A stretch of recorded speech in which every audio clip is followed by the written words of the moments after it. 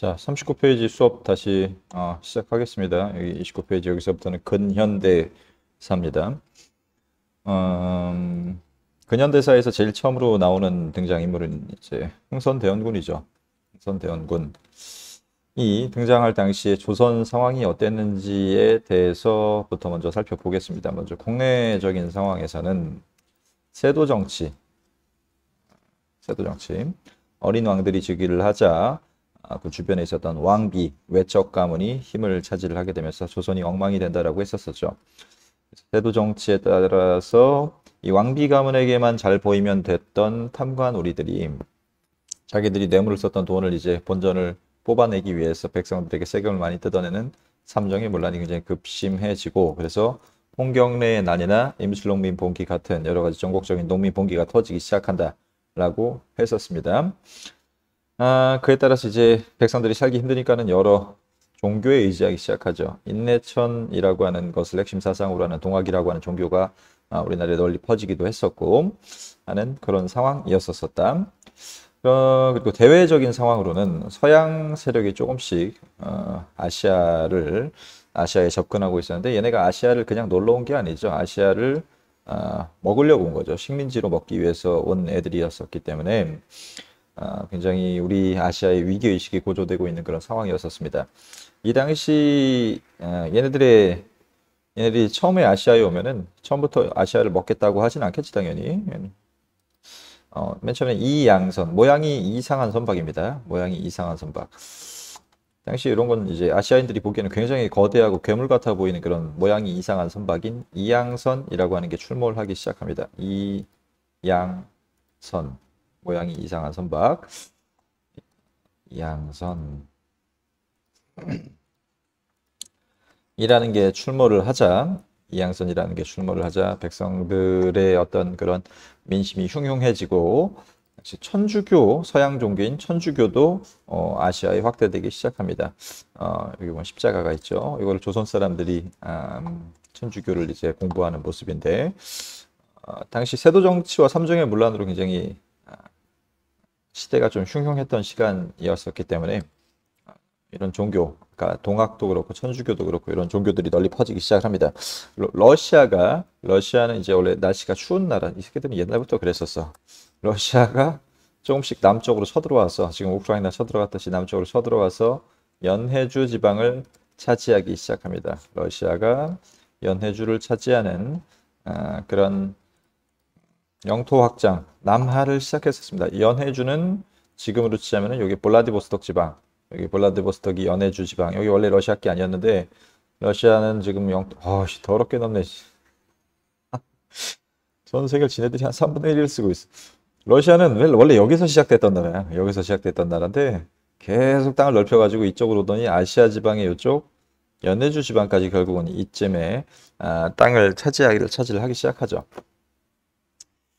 그와 동시에 아시아에서 제일 큰 형님으로 항상 최고 선진국이었던 중국이 아편 전쟁으로 인해서 아편 전쟁으로 인해서 영국과 프랑스 그리고 러시아한테 털리게 됩니다. 우리는 항상 중국이 최고인 줄 알았는데 이 중국이 여러 서양 강대국들에게 찍소리도 못하고서 자기 땅을 뺏기게 되는 그런 지경에 이르게 되죠. 참고로 여기 옆에 일본이 꼽사리 껴서 자기도 좀 먹을 거 없을까 바라보고 있는 그런 모습입니다. 그래서 서양 무기의 우수성을 아편 전쟁에서 실감했던 중국은 양무운동이라고 하는 걸 전개합니다. 무기를 양성하는 운동입니다. 서양의 무기를 이것저것 사와가지고 좀 중국 애들이 이제 하나둘씩 시험해 보는 거죠. 이런 양무운동이라고 하는 근대화 운동이 시작이 됐었고, 일본도 당시 서양한테 당합니다. 미국의 검은 배가 와가지고 맨 처음에는 얘네 올 때 교류한다고 하면서 와요. 식민지 먹으려고 온 건데 식민지로 먹으려고 한다고 바로 얘기하지 못하고 교류하면서 경제적으로 조금씩 그리고 정치적으로 조금씩 자기네 나라의 식민지로 만들려고 하는 거죠. 그래서 쿠로훈해 사건, 이제 쿠로훈해라는 거는 검은 배라는 뜻입니다. 검은 배가 미국 검은 배가 일본 앞바다에 막 떼거지로 몰려와가지고 교류 안 하면 죽여버릴 거 하면서 막 대포 쓰면서 시위를 하니까 일본 애들이 무서워서 결국 얘네랑 교류를 시작하는데, 이 교류라는 것은 식민지로 가는 단계적인 스텝에 있어서 제일 첫 번째 단계라고 보면 됩니다. 교류를 통해서 점차 이 나라를 식민지로 먹으려고 한 거죠. 근데 일본은 좀 운 좋게 미국의 완전한 식민지가 되지는 않습니다. 미국의 완전한 식민지가 되지는 않습니다. 다만 이러한 미국의 우수한 무기나 정치, 경제 제도들을 배우자라고 하는 메이지 유신이라고 하는 운동이 일어나면서 일본은 이때부터 급속하게 발전을 하기 시작해서 조선과 청나라의 발전 정도를 처음으로 역사상 처음으로 조선과 청나라를 능가하게 되죠. 이런 상황에서 이제 고종이 즉위하게 됐는데 고종도 어린 나이에 즉위를 하게 됐었고, 근데 고종이 이제 그 전에 있었던 어린 왕들하고는 약간 달랐던 점은 아빠인 흥선대원군이 살아 있었다라는 점이죠. 그래서 고종이 왕위에 즉위하고 나서 이 고종을 좀 보호하기 위해서 흥선대원군이 대신 정치를 하는 그런 모습이 나타났었고, 이때 개혁 정치가 이런저런 개혁 정치가 시작이 됩니다. 그래서 흥선대원군의 개혁 정책을 하나씩 다 알고 있어야 됩니다. 첫 번째, 당시 세도 정치라는 것은 왕이 아니라 왕의 외가 친척인 외척 가문이 모든 것을 장악하고 있었던 시기였는데, 이러면 안 된단 말이에요. 조선이 왕의 나라였었는데 왕권이 약화되면은 나라가 흔들린다라고 해서 당시 권력을 장악하고 있었던 외척인 안동김 씨들을 내쫓아버린 거죠. 내쫓아버리면서 세도 정치를 타파하려고 했었던 모습을 보입니다. 당시 흥선대원군이 뭐라고 얘기를 하냐면은, 나는 천리를 끌어다가 지척을 삼겠으며, 이때 당시 천리는 외척 가문이었던 노론 가문을 얘기합니다. 노론이 되게 높은, 하늘과 같이 높은 그런 애들이었는데, 이제 땅으로 삼겠다, 낮게 만들겠다는 거죠. 태산을 깎아내려 평지를 만들다, 이것도 마찬가지입니다. 외척 가문, 세도정치 가문, 그리고 노론 가문을 깎아내리고 남대문을 3층으로 높이려고 한다라고 하는 것은 남인을 등용했다라는 겁니다. 소외되었었던 정치 세력인 남인을 등용하는 그런 모습들을 보입니다. 인재를 등용한다. 소외됐던 정치 세력들을 등용했었다. 이건 뭐 그렇게 중요하지는 않고 밑줄 치고 보고, 그 다음에 당시 조선의 원래 시스템은 여기 의정부와 여기 있는 육조 중심에 그리고 여기 있는 경복궁을 위주로 한 시스템이 중심이 돼야 되기 때문에 이거를 하나하나 복구하기 시작한 게 흥선대원군입니다. 여기에서 벗어나서 임진왜란 끝나고 나서 창덕궁과 비변사를 중심으로 한 정치 시스템이 돌아가니까는 경복궁을 중심으로 한 국왕의 시스템이 아니라 요 비변사 중심의 시스템으로 모든 게 바뀌었었기 때문에 비변사를 다 폐지시켜버립니다. 비변사. 이건 원래 이제 외적을 잠깐 막고서 그때 사라졌었던 관청이었었는데, 요게 이제 임진왜란 기간에 굉장히 큰 권력 기간이 되면서 왕을 능가하는 권력을 가졌었다라고 했었죠. 그래서 일단 비변사를 없애버리고, 그다음에 왕의 공식 궁궐. 왕은 임진왜란 때 경복궁이 불타버렸기 때문에 창덕궁에서 생활을 했었단 말이야. 근데 원래 왕의 집은 여기인데 딴 데 가서 생활하니까 왕이 뽀대가 안 나잖아. 그래서 왕의 이제 권위를 강화하기 위해서 경복궁을 다시 중건하죠. 이런 두 가지 정책을 핵심적으로 이런 정책을 하는 모든 이유는 다 왕권을 강화하기 위해서입니다. 그래서 비변사 축소부터 좀 더 자세하게 보면은 의정부와 당시 삼군부라고 하는 군사 기능을 가지고 있었던 부서의 기능을 부활시킵니다. 의정부가 예전엔 비변사에서 다 있었었는데 의정부와 삼군부의 기능을 부활시켜가지고 정치와 군사 업무를 분리시키죠. 정치와 군사 업무. 이 비변사는 정치와 군사 업무를 다 가지고 있었기 때문에 왕을 능가하는 권력을 가지게 됐기 때문에 신하들이 왕보다 세면 안 되잖아. 그래서 얘네 둘이 이런 업무를 분리해가지고 한 사람이 이걸 다 가지지 못하게끔 권력을 약화시킨 것이고, 경복궁 중건을 좀 이따 보고, 이때 당시 조선이 만들어진 지 거의 한 400년 됐었을 시점이기 때문에 법전을 또 하나 편찬을 합니다. 대전회통이라고 하는 법전을 편찬을 합니다. 대전회통이라고 하는 법전을 편찬을 해서 조선의 법 체계를 약간 정리하는 모습을 보입니다. 그 다음에 아까 얘기했던 경복궁은 원래 왕의 안방인데 이게 없어졌으니까 왕이 권위가 안 산단 말이야. 그래서 왕실의 권위를 살리기 위해서 이걸 다시 짓는데, 이게 문제는 돈이 없는 상태에서 무리하게 추진하다 보니까는 이런저런 세금을 강제로 징수를 했었겠죠. 이때 강제로 징수했었던 세금 중에 대표적인 것이 바로 원납전입니다. 원납전. 원에서 납부하는 기부금이야. 원해서 납부하는 기부금인데, 흥선대원군이 이걸 거의 반강제적으로 걷었었던 기부금입니다. 경복궁, 영건, 재원, 원납전, 온양, 백종수라는 사람이 낸 원납전 기부 문서인데, 기부금인데 강제기부금이에요. 강제기부금. 강제기부금인 원납전을 내게 했습니다. 원에서 납부하는 전이라는 이름을 붙였는데 나중에는 원망하면서 납부하는 전이라는 그런 오명을 쓰게 되는 강제기부금이 됩니다. 그 다음에 경복궁을 짓기 위해서 이런저런 이제 돈이 부족하기 때문에 일단 기부금을 강제로 원납전을 거뒀었고, 당백전이라고 하는 고액 화폐를 발행하게 됩니다.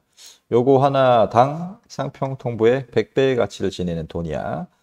요거 동전 하나가 상평통보 100배야. 이런 고액 화폐를 시중에다 유통시키면 당연히 물가가 엄청나게 오르겠죠. 지금 여러분들이 1,000원, 5,000원, 만원짜리 쓰다가 1,000원, 5,000원, 만원, 5만원짜리 쓰다가 갑자기 어느 날 500만 원짜리 지폐가 나온다고 생각을 해봐. 500만 원짜리 지폐가 나오면은 사람들이 이제 지폐로서 쓰기 편해지니까는 그걸 종종 쓰게 되면서 물가가 올라갑니다. 유통 경제가 굉장히 혼란스러워지게 되죠. 당백전을 발행해서 경복궁을 지으려고 했었고, 그다음에 통행세도 징수를 하고, 양반들의 묘지에 있는 나무들을 다 베우기도 하고, 백성들을 강제로 일시키는 등 했기 때문에 여기저기서 원망이 솟구쳐 올라섰습니다. 흥선대원군이 앞에서 했었던 다른 정책들은 괜찮았었어. 왕을 능멸하는 안동김씨를 내쫓거나, 한 관청인 비변사가 권력을 다 갖지 못하게 의정부랑 삼군부의 기능을 부활시키고 비변사를 폐지시켜버리거나, 법전을 만들거나 다 괜찮았는데, 요 경복궁 중건 때문에 모든 사람들의 불만을 다 떠안게 되죠. 양반, 농민, 천민 할 것 없이 다 불만이야. 당시 농민들이 경복궁을 지으면서 불렀던 노래인데 보면은, 우리나라 좋은 나무는 경복궁에 다 들어가네. 덜커덩 소리가 웬 소리냐. 경복궁 짓느라 헛방아 찢는 소리다. 헛짓을 한다는 거야. 그러니까 흥선대원군이 경복궁 짓느라고 헛짓하고 있다라는 뜻입니다. 헛짓하고 있다. 그런 거를 농민들이 일하면서 불렀던 노래입니다. 농민들이 일하면서, 어머나 미안. 미안. 아니야, 잠깐만. 농민들이 일하면서 불렀던 노래입니다. 일하면서 불렀던 노래. 그래서 흥선대원군은 경복궁 짓는 문제 때문에 나중에 탄핵을 받습니다. 어떤 관리에게 탄핵을 받아가지고 쫓겨나게 되죠.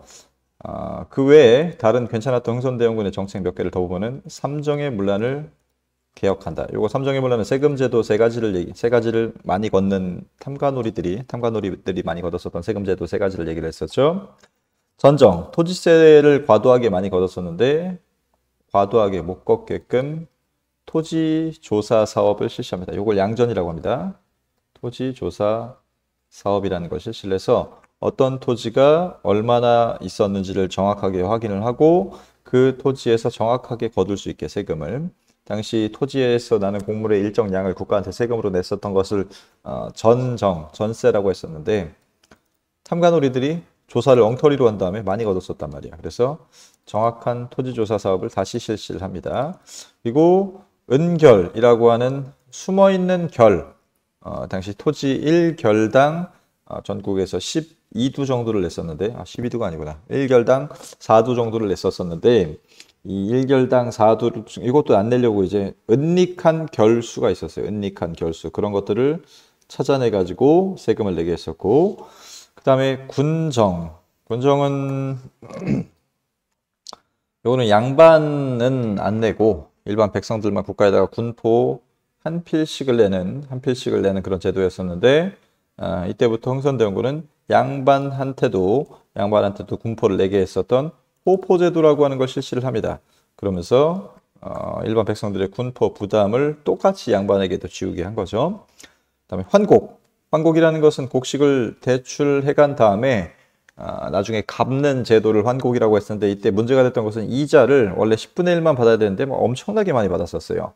곡식을 100석을 빌렸으면은 이자를 10분의 1이니까는 10석만 이자로 내면 되는 거였는데 이자를 막 2배, 3배 뭐 엄청나게 이자를 많이 탐관오리들이 그런 걷는 횡포가 심각했었기 때문에 아예 이 환곡제도를 운영하지 않습니다. 이때부터는 환곡제도를 운영하지 않고 각 동네에 좀 존경스럽다고 하는 명망 있는 그런 양반들에게 개인적인 창고를 운영하게 합니다. 이걸 뭐라고 하냐면 사창제도라고 합니다. 사창제도. 그래서 향촌에서 예를 들어서 우리 이쪽 서창동에서는 뭐 이반에 석호가 제일 착한 아이야. 그러면은 이 친구한테 동네 쌀들을 모아다가 그때그때 어려운 백성들을 도와줄 수 있게 빌려주는 사창제도, 그 동네 서창동 사창을 설치하게 하는 거죠. 그런 식으로 해서 그 사람에게 사창을 운영하게 했었던 제도를 사창제도라고 합니다. 그래서 환곡제도는 이때부터 완전히 없어지게 된다. 거의 없어진다라고 보면 됩니다. 그 다음에 당시 양반들이 동인, 서인, 북인, 남인으로 막 싸우는 그런 모습들을 보면서 이 양반들이 그런 자기 출신 학교별로 동인이니 서인이니 하면서 자기들끼리 서로 싸웠었단 말이야. 그래서 이런 양반들의 출신 학교인 서원을 47개만 남기고서 모두 싹 다 밀어버려요. 지금으로 치면은 전국에 있는 모든 대학교들 600개 넘겠지.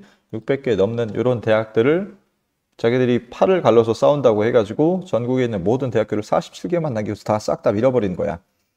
그런 식으로 해서 양반들이 이 학교 출신에 따라서 싸우지 않을 수 있게 학교 출신에 따라서 싸우지 않도록 하는 정책을 했었던 게 서원철폐 정책이라고 생각을 하면 됩니다.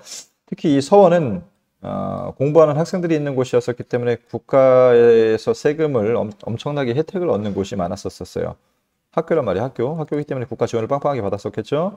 그래서 요거 600개를 거의 다 없애버리니까 국가 재정이 확충이 됐었고, 그런데 양반들은 겁나게 반발을 해서 흥선대원군이 쫓겨나게 되는 계기가 되기도 하죠. 아까 흥선대원군이 쫓겨나는 계기가 됐던 거는 요거 경복궁, 요게 제일 결정적이었었고 서원철폐도 그 중에 하나였었다라고 알아두면 되겠습니다. 일단 이번 시간은 여기까지. 아니야, 밑에 그냥 다 끝냅시다. 끝날 줄 알았지? 자, 그 다음에 흥선대원군의 외교정책입니다. 여기 2번은 흥선대원군의 외교정책인데, 흥선대원군은 다른 나라랑 교류를 하지 않았다고 해서 통상수교 거부, 쇄국정책이라고도 불립니다.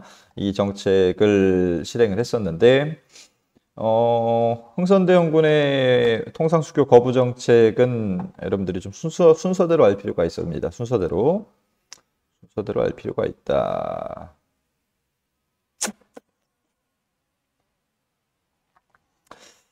자, 먼저 첫 번째 외국가에, 원래 흥선대원군은 외국이랑 교류를 안 하려고 하진 않았었어. 당시 흥선대원군은 프랑스하고는 좀 교류를 하려고 했었는데, 왜냐면은 러시아가 너무 대놓고 내려오니까는 이 러시아를 좀 막아주면은 우리나라에도 당시 프랑스 그 신부님들이 몇 명 들어와서 천주교를 전파시키고 있었던 상황이라서 러시아를 프랑스가 좀 막아주면은 우리가 프랑스 신부님들의 종교의 자유를 허락하겠다라고 딜을 합니다. 프랑스 애들한테 딜을 하는데 프랑스가 뭐라고 하냐면은 그러기 힘들다. 러시아를 막아줄 수 없다. 라고 하니까 흥선대원군이 빡쳐가지고 프랑스 천주교도 수많은 천주교를 믿는 사람들과 프랑스 선교사들을 엄청나게 처형하는 병인박해라고 하는 사건이 일어납니다. 1866년 1월이야, 1월달. 1월달에 해서 천주교도들이 그리고 프랑스 선교사가 처형되는 그런 사건이 일어나자 나중에 프랑스 애들이 열받아가지고 쳐들어오는 게 병인양요입니다. 병인양요는 이 병인박효 때 프랑스인들을 죽였던 것을 구실을 삼아서 프랑스의 함대가 강화도로 쳐들어온 거죠. 강화도로 쳐들어온 사건을 얘기합니다. 강화도로 쳐들어온 사건. 당시 그 웬만한 배들이 우리나라에 쳐들어왔을 때는 여기 강화도를 지날 수밖에 없습니다. 강화도를 왜 지날 수밖에 없냐면은 강화도는 여기 쭉 지나서 우리나라의 센터인 어디로 가는 길목이기 때문에 이쪽으로 쭉 가다 보면 어떤 도시가 나올까 여기에 인천에서 쭉 가면은 오른쪽에 서울이 있죠, 서울. 여기는 서울로 가는, 한강을 거쳐서 서울로 가는 그런 입구에 있는 곳이 강화도이기 때문에 외국 애들이 쳐들어오면은 항상 강화도를 거쳐올 수밖에 없습니다. 그래서 프랑스 함대가 강화도를 침략을 했었고, 얘네들하고 충돌이 일어났었죠. 이게 바로 병인양요고, 병인양요 때 중요한 전투 두 개만 기억하세요. 문수산성 전투의 한성근 장군과 정족산성 전투의 양헌수. 입안의 현수랑 아무 관계 없습니다. 양헌수를 격퇴하는 요 두 가지 전투, 정족산성 전투와 문수산성 전투를 잘 기억하길 바랍니다. 그래서 프랑스군을 우리가 이겨요. 역시 프랑스 애들이 좀 무기가 우리보다 훨씬 더 좋았는데 얘네가 방심했었던 것 같아요. 그래가지고 결국은 이기고 프랑스 군대가 도망쳤는데 이 새끼들이 도망칠 때 그냥 도망친 건 아니고 당시에 여기 프랑스 애들이 도망칠 때 외규장각이라고 하는 규장각 별관에 있는 책들을 다 훔쳐갑니다. 이런 규장각에 있는 의궤와 같은 외교장각 도서와 각종 문화재들, 보물 같은 것들을 훔쳐가서 지금 프랑스 국립박물관에 있었는데 몇 년 전부터는 우리나라한테 대여 형식으로 완전히 돌려주긴 돌려줬습니다. 완전히 돌려주긴 돌려줬는데 나쁜 새끼들. 왜 훔쳐가시 내 것도 아닌데. 외교장각 도서. 규장각이라고 하는 것은 지금 창덕궁에 있는 건데 외교장각이라는 건 이제 그 바깥에 있는 중요한 도서들만 모아놨었던 강화도의 건물이었었어요. 외교장각. 근데 요거를 다 훔쳐갔었어요. 이 자식들이. 자, 그게 병인양요고. 자, 당시 병인박해 때문에 프랑스 애들을 죽였다라고 했었죠. 그래서 이 프랑스 애들을 죽인 것 때문에 프랑스 애들이 쳐들어올 것이라는 건 예상이 되고 있었던 상황에서 우리가 대비를 하고 있는데 그때 잘못 걸렸었던 배가 제너럴 셔먼호라고 하는 배입니다. 바로 요 미국 배입니다. 요거 미국 배. 요 미국 배가 대동강을 거슬러 올라와가지고 평양 시민들한테 야 교류하자. 당시 얘네 서양 애들의 전형적인 레파토리는 교류하자라고 해서 교류를 시작해가지고 이 나라를 점점 식민지로 만드는 거라고 했었죠. 교류하자라고 해가지고 통상을 요구하고 근데 흥선대원군이랑 요 평양 당시 평양의 수령이 꺼져. 너네랑 교류 안 해. 우리 국가는 지금 다른 나라랑 교류 안 하기로 했어. 라고 하니까는 얘네가 제너럴 셔먼호에 있었던 미국인들이 열받아가지고 약탈까지 자행을 합니다. 물건 훔쳐가고 당시 이걸 항의하러 갔던 우리나라 관리도 납치해가고 하는 그런 만행을 저지르니까는 당시 열받았었던 평양 수령, 평양 감사 박교수의 지휘 아래 평양 백성들이 요 배를 공격해가지고 침몰시켜버려요. 완전히 부셔버립니다. 이 배를. 완전히 부셔버려서 나중에 요 미국 배가 부셔진 것을 빌미로 삼아가지고 미국 애들이 쳐들어온 사건을 신미양요라고 합니다. 신미양요. 신미양요는 제너럴 셔먼호 사건 때문에 배상금 지불하고 그리고 항상 그래. 교류하자. 야 교류하자. 교류하면 우리가 봐줄게. 라고 하는 그런 조건을 내거는데 흥선대원군이 당연히 꺼져. 라고 하니까는 미국 배가 강화도를 침략을 하죠. 미국이 강화도를 침략을 해서 초지진을 함락하고 그다음에 광성보라고 하는 곳에서 어제연이 열심히 싸우기는 합니다만은 여기서 전멸당합니다. 어제연이 전멸당합니다. 이 당시 어제연이 뺏겼던 장군기입니다. 이게 수자기라고 하는 건데 이걸 이제 뺏기기도 하고 근데 수자기도 얼마 전에 돌려줬습니다. 미국 애들이 지금 돌려주는 모습이고 그 신미양요가 있기 3년 전에 또 어떤 사건이 있었냐면은 독일 상인이었던 오페르트가 흥선대원군의 아버지 묘인 남현군 묘를 도굴하는 사건이 일어납니다. 얘네가 항상 이런 사건들을 일으킨 결정적인 이유는 우리나라를 식민지로 먹기 전에 교류를 하려고 독일 상인 오페르트가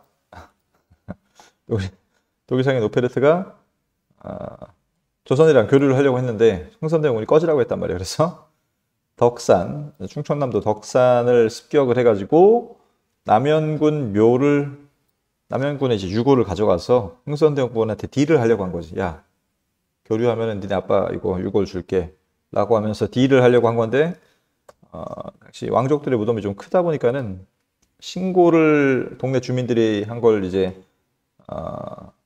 신고를 받고서 출동한 사람들이 많아지니까는 요 독일상의 노페르트가 도망갑니다. 이때 독일에만 온 게 아니라 미국에도 왔었고 뭐 프랑스에도 왔었나 막 그랬을 거야. 그래서 서양에 대한 반감. 서양인 이 새끼들은 어떻게 아버지 무덤을 파지? 이 새끼들 사람 새끼인가? 라고 하는 그런 서양인들은 그러니까 미개하다, 오랑캐다라고 하는 그런 인식이 박히게 되죠. 박히게 되면서 흥선대원군의 통상 거부 정책을 강화하고 결국 신미양요라고 하는 사건까지 벌어지니까는 나중에는 흥선대원군은 전국에다가 서양과의 거래를 거부하는 척합의라고 하는 것을 건립하게 되죠. 척합의. 서양 세력이 쳐들어오는데 싸우지 않는 건 매국노다라고 하는 그런 비석을 전국적으로 수백 개는 아마 세울 겁니다. 그래서 다른 나라랑 교류하지 않는 그런 정책이 훨씬 더 강해졌었다. 그다음에 흥선대원군 서원철폐는 유생층의 반발만을 불러왔었기 때문에 X고 농민들은 별로 크게 상관없었어요. 병인양요는 프랑스 선교사 서영 때문에 쳐들어온 거고 신미양요는 외교장각 도서를 약탈해 간 것은 병인양요입니다. 그다음에 강백전이라는 고액화폐가 있었고 양반에게 공포를 징수하는 호포제 그리고 신미양요는 제너럴 셔머너 사건 때문에 일어났었다.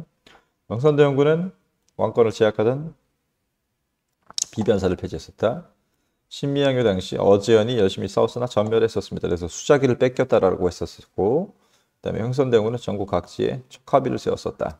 이번 시간 할까요? 끝.